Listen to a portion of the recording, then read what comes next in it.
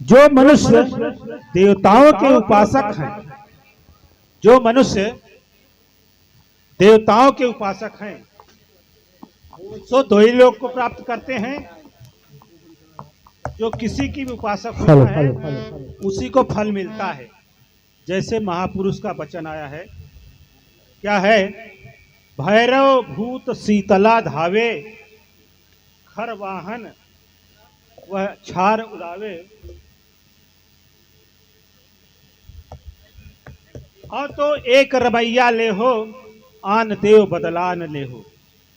देखिए बड़ा सुंदर बात, ये आजकल हमारे समाज में खूब चल रहा है।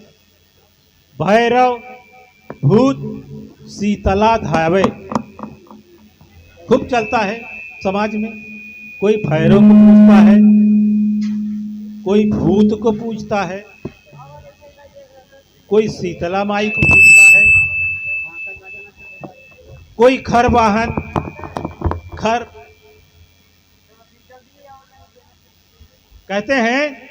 हाँ तो एक रमैया ले हो, आन देव बदलाव न दे। कह रहे हैं कि सब में एक परमात्मा ही तो है, लेकिन एक परमात्मा तो है सबके अंदर, लेकिन गुरु का ज्ञान ये कहता है कि हमको जानना चाहिए कि उसमें से सच क्या है। अगर हम नाना प्रकार की देवताओं की पूजा करते रहेंगे तो फिर देवताओं को ही प्राप्त होंगे। ये मूल गीता में भी लिखा है, देवान देवात भूतान यान भूतेच्चा यान्ति मत्या जिनोपि माम। जो भूतों को पूजते हैं, जो भूतों को पूजते हैं वो भूतों को प्राप्त होते हैं, और जो मुझको पूजते हैं वो मुझे प्राप्त होते हैं। अब हमको ये निश्चय करना है कि हमको क्या प्राप्त करना है।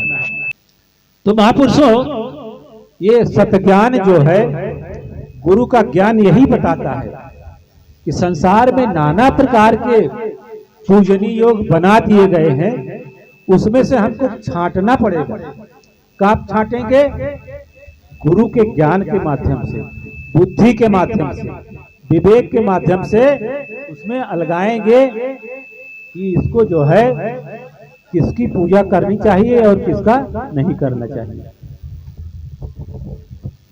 साधु यही होता है जो असली तत्व को पकड़ता है। कबीर साहब ने बड़ा साफ साफ कहा कि साधु ऐसा चाहिए कि जैसा सूप सुभाए और सार सार को कही रहे और थोथा दे उड़ाए। हम सबको सार सार पकड़ना पड़ेगा। जैसे सूप में हमारी माताएं बहनें जब ऐसे पछोड़ती हैं तो असली माल जो है पीछे रह जाता है और फालतू चीज जो है बाहर निकल के उसको बाहर कर देती है। तो उसी तरह संत को भी चाहिए कि साधु ऐसा चाहिए जैसा सूप सुभाए। सूप का स्वभाव जो होता है, सूप का स्वभाव क्या होता है? असली माल को जो है अपने पास रखता है और फालतू चीज को बाहर कर देता है। सूप क्या करता है कि सार सार को कही रहे और थोथा दे। यही गुरु का ज्ञान महापुरुष। हमको सार तत्व जो है ये पाना है। इसी सार तत्व को प्राप्त करने के लिए, सार तत्व को जानने के लिए, सार तत्व को ज्ञान प्राप्त करने के लिए, सार तत्व को भजने के लिए ही हम सब यहाँ एकत्रित हुए हैं महापुरुषों। तो आज इस संत महात्माओं के माध्यम से हम सब जानेंगे कि संसार में सार क्या है, तत्व क्या है। वो तत्व जब जान जाएंगे तभी ना हम बाहर का फालतू चीज को बाहर करेंगे। तो संत महापुरुषों की वाणी से जब हम सुनेंगे, बाबा जी का विचार सुनेंगे, महापुरुषों के विचार सुनेंगे, तो ये बताएंगे कि भाई असली तत्व इसमें क्या है। असली तत्व एक ही है और वो है परम पिता परमात्मा, निराकार परम ब्रह्म परमेश्वर।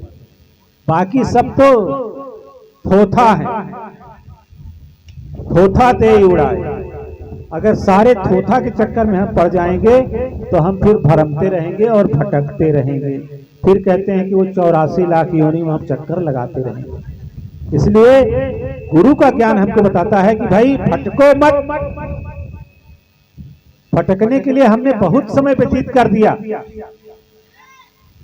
बहुत समय निकाल दिया, यहां तक कि कहते हैं कि कई जन्म बीत गए, कई जन्म भय कीट पतंगा, कई जन्म गिजमी निकुरंगा। हमारे अनेक जन्म यूं ही चले गए। अब गुरु से मिल करके तत्व जानने की बात का समय आ गया है महापुरुषों। इसलिए आइए हम सब इस ज्ञान के माध्यम से तत्व की बात समझें, जो संत महापुरुष लोग अभी आपके सामने रखेंगे, और उन्हीं बातों को लेकर के हम चलें जिससे हमारा कल्याण होगा। और अन्य बातों को अगर हम लेके चलते रहेंगे तो फिर इसी में भटकते रहेंगे 84 लाख योनि के चक्कर में। तो महापुरुषों, ये गीता का विचार आज यहीं से समापन होता है।